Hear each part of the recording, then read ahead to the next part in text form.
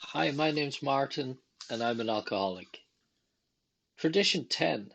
Alcoholics Anonymous has no opinion on outside issues, hence the AA name ought never be drawn into public controversy. Never since it began has Alcoholics Anonymous been divided by a major controversial issue, nor has our fellowship ever publicly taken sides on any question in an embattled world. This, however, has been no earned virtue. It could almost be said that we were born with it, for, as one old-timer recently declared, practically never have I heard a heated religious, political, or reform argument among AA members. So long as we don't argue these matters privately, it's a cinch we never shall publicly. As by some deep instinct, we AAs have known from the very beginning that we must never, no matter what the provocation, publicly take sides in any fight, even a worthy one.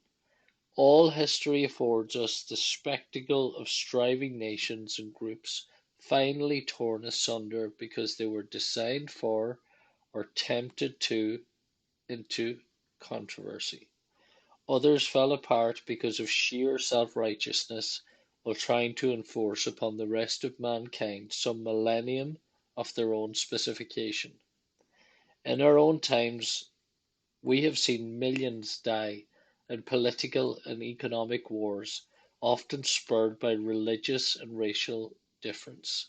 We live in the imminent possibility of a fresh Holocaust to determine how men shall be governed and how the products of nature and toil shall be divided among them. That is the spiritual climate in which AA was born, and by God's grace has nevertheless flourished. Let us re emphasize that this reluctance to fight one another or anybody else is not counted as some special virtue which makes us feel superior to other people. Nor does it mean that the members of Alcoholics Anonymous, now restored as citizens of the world, are going to back away from their individual responsibilities to act as they see the right upon issues of our time. But when it comes to AA as a whole, that's quite a different matter. In this respect, we do not enter into public controversy because we know that our society will perish if it does. We conceive the survival and spread of Alcoholics Anonymous to be something of far greater importance than the weight we could collectively throw back of any other cause.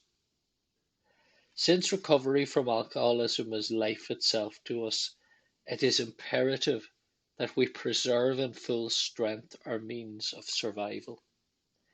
Maybe this sounds as though the alcoholics in AA had suddenly gone peaceable and became one great big happy family. Of course, this isn't so at all. Human beings that we are, we squabble. Before we levelled off a bit, AA looked more like one prodigious squabble than anything else, at least on the surface. A corporation director who had just voted a company expenditure of $100,000 would appear at an AA business meeting and blow his top over an outlay of $25 worth of needed postage stamps. Disliking the attempt of some to manage a group, half its membership might angrily rush off to form another group more to their liking. Elders, temporarily turned Pharisee, have sulked. Bitter attacks have been directed against people suspected of mixed motives. Despite their din or puny rows, never did AA a particle of harm. They were just part and parcel of learning to work and live together. Let it be noted, too, that they were almost always concerned with ways to make AA more effective, how to do the most good for the most alcoholics. The Washingtonian Society, a movement among alcoholics, which started in Baltimore a century ago, almost discovered the answer to alcoholism. At first, the society was composed entirely of alcoholics trying to help one another. The early members foresaw that they should dedicate themselves to this sole aim. In many respects, the Washingtonians were akin to AA of today. Their membership passed the 100,000 mark. Had they been left to themselves and had they stuck to their one goal, they might have found the rest of the answer, but this didn't happen.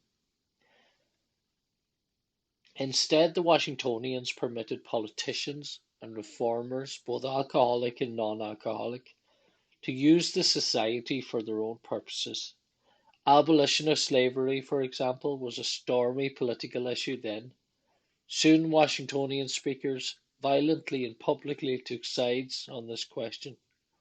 Maybe the society could have survived the abolition controversy, but it didn't have a chance from the moment it determined to reform America's drinking habits. When the Washingtonians became temperance crusaders, within a very few years they had completely lost their effectiveness in helping alcoholics. The lesson to be learned from the Washingtonians was not overlooked by Alcoholics Anonymous. As we surveyed the wreck of that movement, early AA members resolved to keep our society out of public controversy.